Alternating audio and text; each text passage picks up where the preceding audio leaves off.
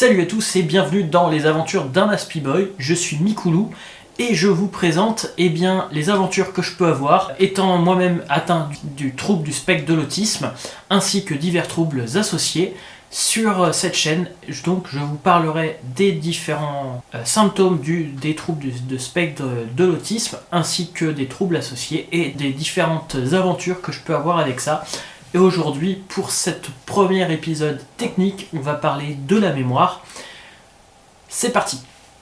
Donc, suite au premier commentaire de la première vidéo de cette chaîne, je vais y répondre. On va parler donc de la mémoire des autistes Asperger et de la mienne en particulier. Dans tout ce que j'ai lu, je pensais être original et en fait, j'ai une mémoire assez commune chez en tout cas une bonne partie des autistes de haut niveau. Bien sûr, tout le monde va être différent, mais on va avoir un tronc commun. Et là, donc le fonctionnement de la mémoire, qu'on a souvent une mémoire à long terme assez impressionnante et une mémoire des événements assez impressionnante. Donc, suite à ce commentaire sur la première vidéo, justement, je vais y répondre. Et donc j'ai une plutôt bonne mémoire des événements.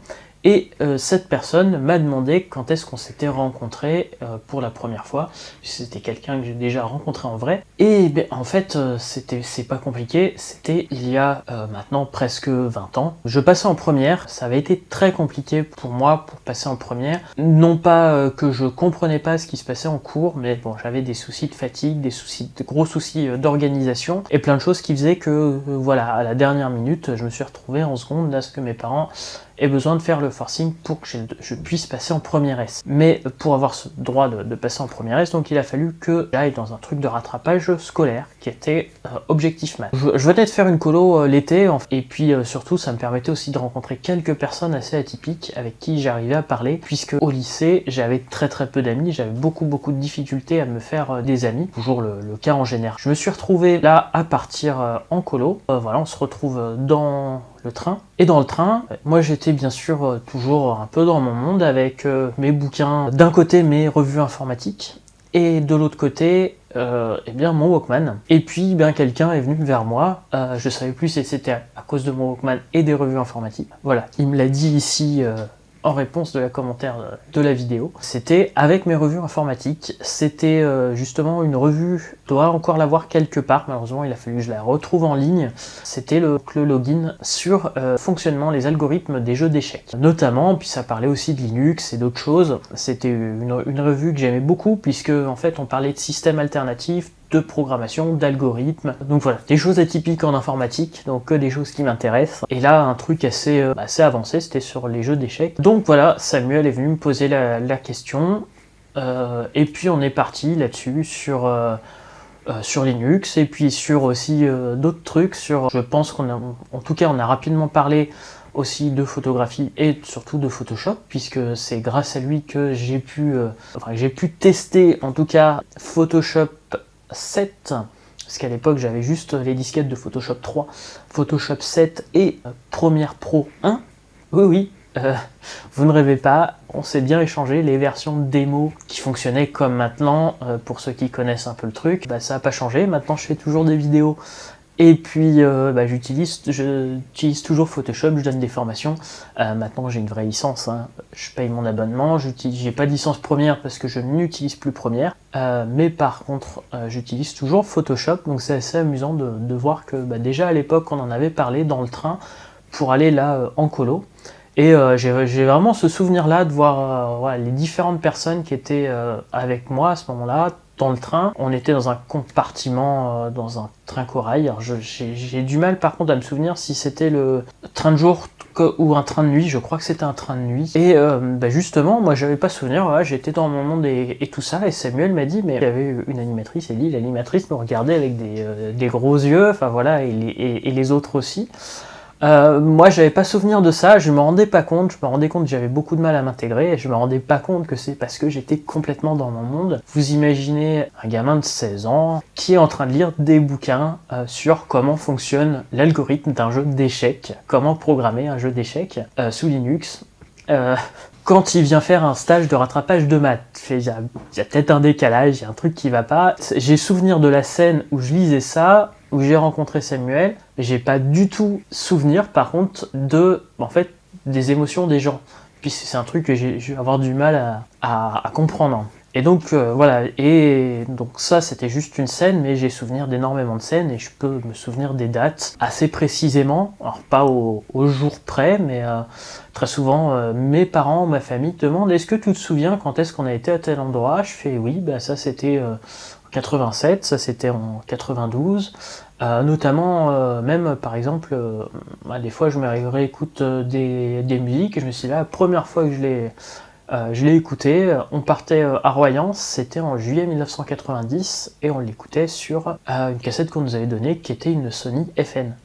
Et là, ça peut peut-être étonner, mais voilà, j'ai vraiment ces souvenirs des dates, parce qu'en fait, je vais avoir des enchaînements, c'est comme ça, j'ai souvenir de la cassette, on était à tel endroit, on faisait ça, c'était à tel moment, tout se lie, et je peux retrouver un événement en fonction d'une date, en fonction de tous ces petits détails qui font un tout, et je vais me souvenir de tous ces petits détails. Par contre, dans ce qui m'intéresse pas, là, j'ai une mémoire nulle.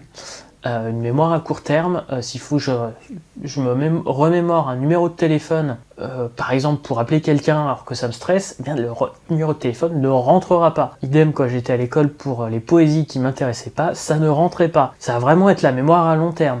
Et dans le même ordre d'idées, j'étais très bon en histoire. Par contre, je pouvais avoir du mal avec les dates précises. J'allais avoir tout un enchaînement des événements, alors avec le même genre de choses que ça. Quand est-ce que je l'ai appris, puis lié à quoi dans l'histoire, lié à tel truc, à tel autre truc, etc.